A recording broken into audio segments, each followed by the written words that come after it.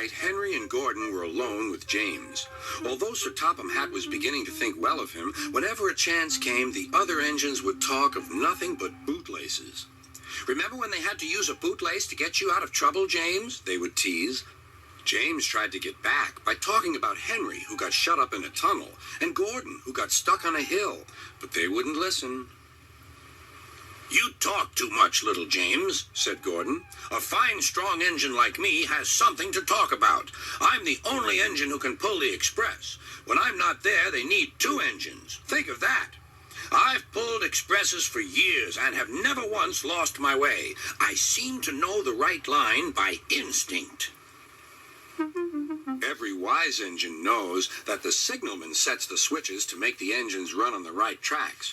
But Gordon was so proud he had forgotten. "Wake up, James," said Gordon next morning. "It's time for the express. What are you doing? Odd jobs? Oh, well, we all have to begin somewhere, don't we? Run along and get my coaches. Don't be late." James went to get Gordon's coaches. They were all shining with new paint. He was careful not to bump them, and they followed him smoothly into the station singing happily, "We're going away! We're going away!" "I wish I were going with you," said James. "I should love to pull the express and go flying along the line." Gordon, with much noise and blowing of steam, got ready to back onto the train.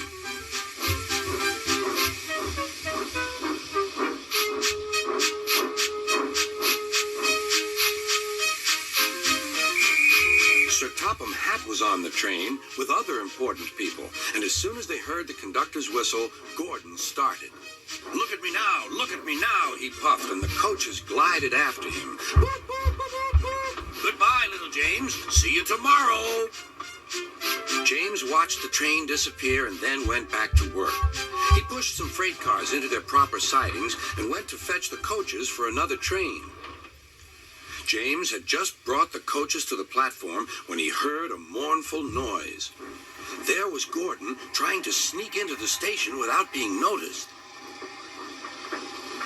"Hello, Gordon. Is it tomorrow?" Gordon didn't answer. He just let off steam feebly. "Did you lose your way, Gordon?" "No, it was lost for me. I was switched off the main line onto the loop. I had to go all round and back again." "Perhaps it was instinct," said James. All the passengers were shouting at the ticket window, "We want our money back."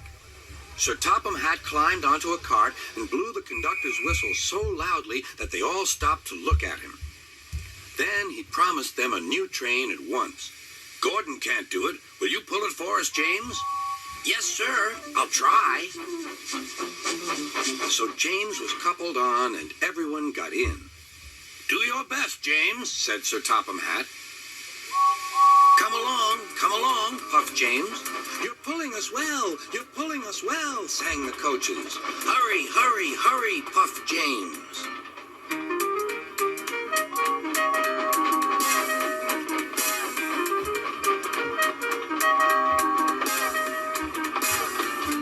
Bridges and stations flashed by. The passengers cheered, and they soon reached the station.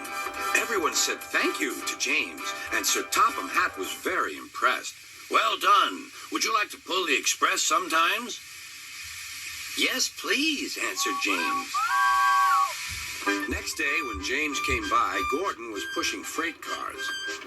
"I like some quiet work for a change," he said. "I'm teaching these cars manners.